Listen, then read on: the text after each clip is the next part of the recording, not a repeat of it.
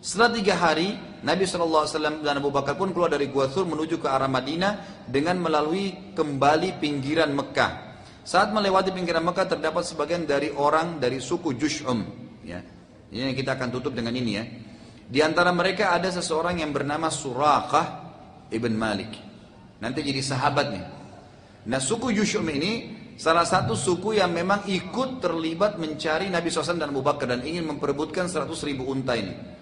Nabi SAW setelah 3 hari ya di Gua Thur, orang-orang Quraisy bingung mencari, beliau lewat dengan untanya dari pinggiran, lewat menuju ke arah Madinah sekarang. Suraqah bin Malik ini langsung curiga karena kedua unta yang sedang lewat mungkin itu untanya Nabi SAW dan Abu Bakar. Kaumnya sempat berkata, mungkin itu Muhammad. Jadi kejauhan kan, samar-samar.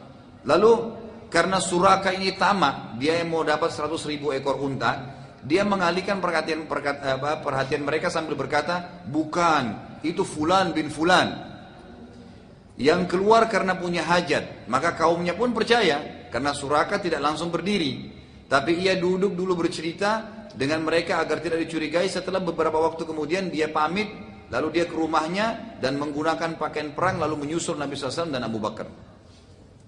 Saat itu Abu Bakar radhiyallahu anhu sedang mengelilingi Nabi SAW. Ini perlindungan kedua dari Abu Bakar. Setelah tadi memasukkan kakinya di lubang-lubang gua, sekarang perlindungan yang kedua. Kata ulama ini juga hikmah kenapa Abu Bakar dipilih. Jadi Abu Bakar radhiyallahu anhu ini selalu mengelilingi Nabi SAW. Terkadang beliau berada di depan Nabi SAW, terkadang di belakang, terkadang di kanan, terkadang di kiri. Ya, sementara Nabi SAW tenang saja sambil membaca Al-Quran. Tapi dengan banyaknya gerakan Abu Bakar, akhirnya Nabi SAW merasa terganggu dan bertanya, ada apa dengan kau wahai Abu Bakar? Jawaban beliau radhiyallahu anhu, wahai Rasulullah, aku sangat khawatir. Saat aku sedang berada di hadapan Anda, aku khawatir musuh datang dari arah belakang Anda. Maka aku ke belakang Anda. Begitu pula pada saat aku ada di kanan kiri Anda. Kalau sebelah kanan aku khawatir nanti musuh sebelah kiri. Maka aku ke sebelah kiri. Sebelah kiri aku khawatir musuh sebelah kanan. Jadi terus dikelilingi Nabi SAW. Siap mati untuk Nabi SAW. Nabi SAW bersabda, janganlah engkau takut wahai Abu Bakar, sungguhnya Allah bersama kita.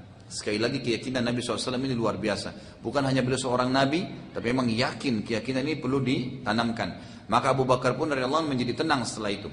Tidak lama kemudian Suraqah tiba sekitar jarak bisa melempar panah. Kita tutup pertemuan ini dengan kisah Suraqah ini. Abu Bakar lalu gelisah sementara Nabi SAW tetap tenang membaca Al-Quran. Abu Bakar lalu berkata, wahai Rasulullah, sungguh orang itu. Abu Bakar tidak tahu kalau Suraqah, ya kan gitu, karena dari kejauhan.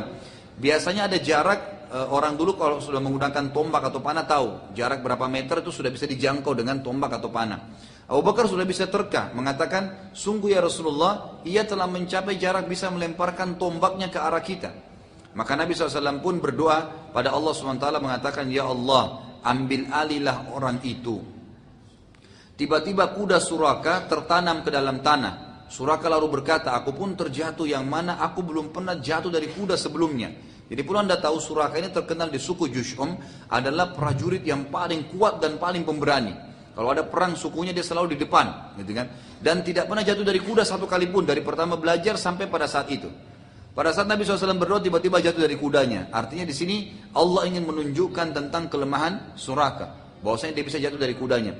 Suraqah lalu berusaha bangun lagi untuk melemparkan tombak, ternyata kudanya tertanam lagi. Jadi waktu kudanya jatuh, didirikan sama Suraqah, dikeluarkan, kemudian dia coba menyerang lagi. Maka yang kedua kalinya terjatuh lagi dan tertanam lagi kaki kudanya di dalam tanah. Lalu ia mencoba untuk yang ketiga kalinya, ternyata terjadi hal yang serupa. Maka Suraqah pun berkata, aku sadar bahwasanya Muhammad pasti ada yang bela dan menolongnya. Lalu dia teriak dengan suara keras, wahai Muhammad, tolong berikan aku keamanan. Artinya aku yakin tidak akan menyerangmu lagi, tapi berikan aku keamanan bahwasanya kalian juga tidak akan serang aku. Nabi SAW berkata, siapa engkau? Dia berkata, aku Suraqah bin Malik. Nabi SAW bersabda kepada dia, ya, bagaimana perasaanmu wahai Suraqah? Ini yang mukjizat yang luar biasa ya. Waktu itu Suraqah masih dalam keadaan kafir, nanti Suraqah akan masuk Islam. Apa kata Nabi? Bagaimana perasaanmu wahai Suraqah? Sementara kedua gelangnya Raja Kisra. Raja Kisra ini raja yang paling kuat zaman itu. Dan gelangnya itu terkenal terbuat dari emas dan sangat berat.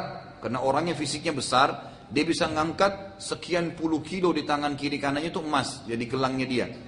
Kata Nabi SAW, bagaimana perasaan wahai Suraka sementara kedua gelangnya Raja Kisra, ya, itu berada di kedua tanganmu. Maka Suraka berkata, Kisra Ani Sinwan, namanya dia Kisra Ani Sinwan, raja itu ya. Kata Nabi SAW, Kisra Ani Sinwan. Suraka berkata, wahai Muhammad, jadi waktu itu Suraka belum tangkap nih, apa maksudnya, ya. Jadi cuma dia mengatakan, apakah Kisra Ani Sinwan yang anda maksudkan? Saya akan pakai gelangnya. Kata Nabi SAW, iya. Kan gitu. Tapi Suraka belum tangkap apa maksudnya. Dia cuma meminta keamanan. Dia bilang, wahai Muhammad, tulislah untukku jaminan keamanan agar dapat kugunakan kapan aku butuhkan. Artinya ada tulisan Nabi bahwasanya kamu akan aman dari kaum muslimin dan dari saya gitu. Nabi SAW berkata pada Abu Bakar, tulislah untuknya wahai Abu Bakar. Abu Bakar lalu radhiyallahu anhu menulis surat keamanan untuk Suraka, tapi dengan syarat ia tidak boleh menginfokan kepada Quraisy keberadaan Nabi SAW dan Abu Bakar. Saat pembebasan kota Mekah, Suraka pun masuk dalam tawanan. Jadi Suraka tetap dalam keadaan kafir ya, sampai Nabi SAW menyerang Mekah. Waktu serang Mekah, Suraka masuk dalam tawanan, gitu kan, ditawan oleh kaum muslimin. Dan ia sempat mengeluarkan surat yang ditulis oleh Abu Bakar, ya, yang diperintahkan Nabi tadi untuk memberikan keamanan. Dilihatkan, ini loh, saya punya surat dari Nabi kalian. Maka Nabi SAW pun mengatakan, hari penuaian janji dan kebaikan, bebaskan dia. Artinya betul memang surat itu saya kasih keamanan, tidak masalah, dia tidak perlu dibunuh gitu. Di zaman Umar bin Khattab, ini kisah yang luar biasa, kita tutup dengan kisah ini. Di zaman Umar bin Khattab, jadi setelah pembebasan kota Mekah, Suraka berjalan, Nabi SAW meninggal, Suraka masuk Islam setelah itu. Ya, jadi sebagian ulama mengatakan Suraka ini adalah ya, tabi'in, bukan sahabat. Karena dia masuk Islam setelah Nabi SAW meninggal gitu. Ada juga sebagian mengatakan dia masuk Islam setelah pembebasan kota Mekah, itu berarti masuk dalam kategori sahabat. Tapi umumnya mengatakan dikatakan tabi'in. Ada kisah yang luar biasa. Di zaman Umar bin Khattab, Suraka ini masih hidup dan sudah masuk Islam gitu kan, tinggal di Madinah. Umar bin Khattab ini mengirim pasukan ke Persia, menyerang Persia. Dan pada zaman itulah Persia takluk di tangan kaum muslimin. Jadi tadi yang Kisra itu raja Persia takluk dan dikalahkan di zaman Umar radhiyallahu anhu, gitu kan?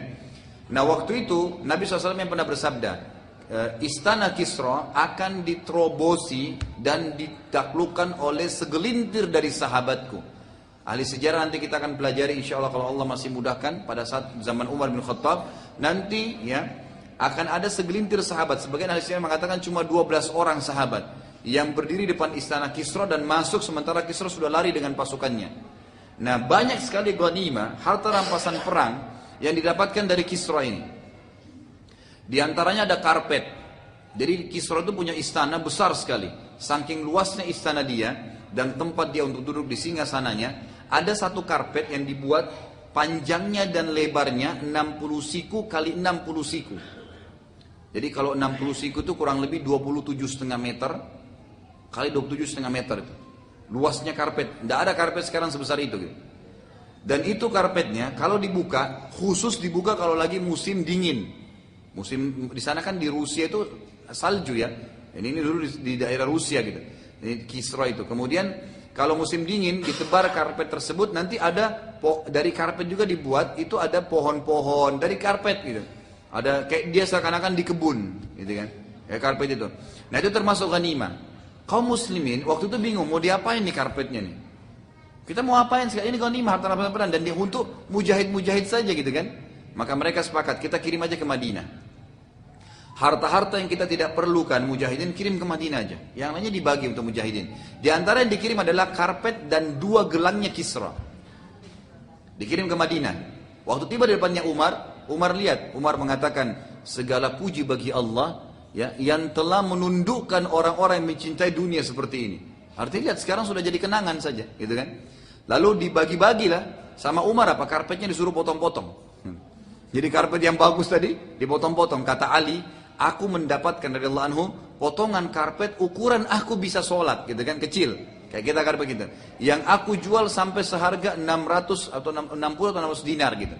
Harganya mahal sekali gitu. Kemudian waktu Umar melihat, ini saksi bahasan kita, dan kita tutup dengan ini.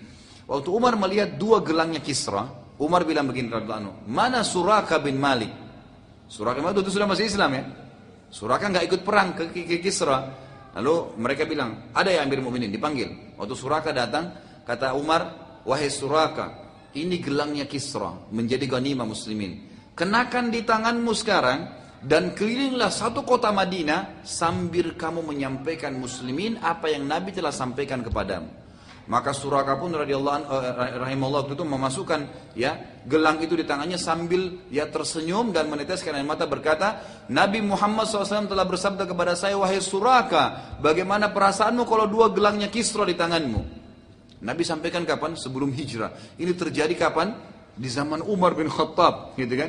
Jadi beberapa tahun ke depan ini sebuah mujizat dan betul-betul apa yang Nabi sampaikan telah terjadi. Gelangnya Kisra berada di tangannya Suraka dan Umar radhiyallahu anhu memberikan Suraka sebagai hadiah karena sesuai dengan sabda Nabi sallallahu alaihi wasallam.